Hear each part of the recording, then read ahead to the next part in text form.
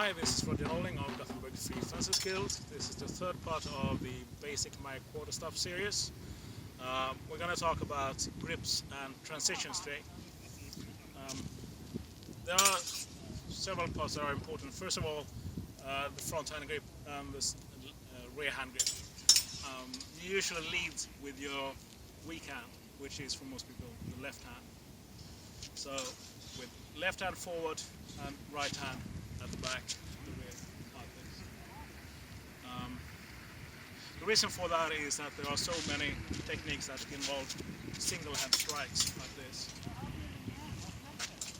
And for that you need to be in proper control with your strong hand, which is the right hand for most people, of course. And since you shift grips so often and transform between strikes and thrusts, you also need to keep a dynamic leading hand that constantly moves around back and forth and shifts grip like this. Okay, so for the leading hand you have these grips like this, oftentimes open like this, so you can thrust forward. Even down here you can also grip firmly like that, which is important if you have a halberd. You also have this grip, which is a bit unique for a guard called Nebenholz, like this. Index finger extended along the staff. That is when I'm fighting in this direction.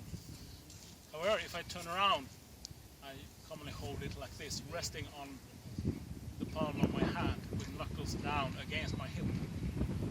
And from here I can strike like that.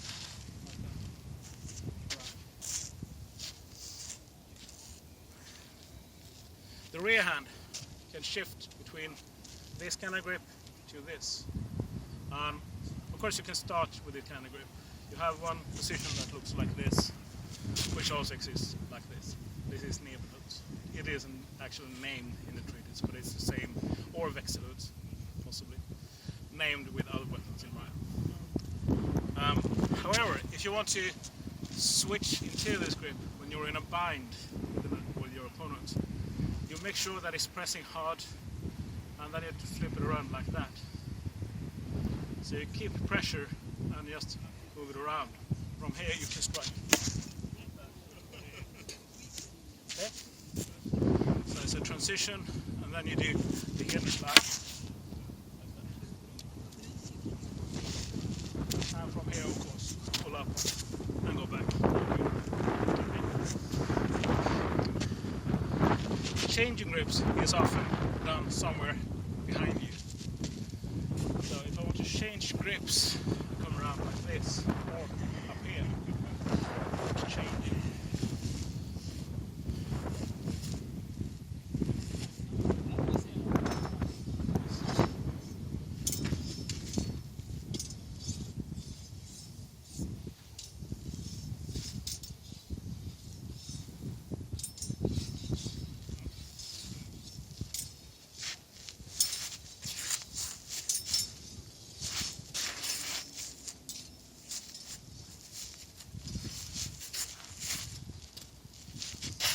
And of course sliding on the stuff. Parrying in a broad grip, striking away, or hitting someone in a narrow grip like this. Hands tight. Striking in a narrow grip, pulling back, and parrying in a broad grip. Also, another way of changing grips is moving for close combat, and in that case you actually slide the rear hand forwards towards the other for a very narrow grip, striking to the opponent's face, but if he pulls back, you put the back end over your opponent's staff and down to lock it tightly against your body and strike with the back end like this. Okay? So at some speed you press forward to cause the opponent to press out. So he's pressing a point out to the side, strike forward to his face, over the staff, and hit him again, like this. Okay. You can do the same technique on the other side. So you go over on the other side, make a fake thrust.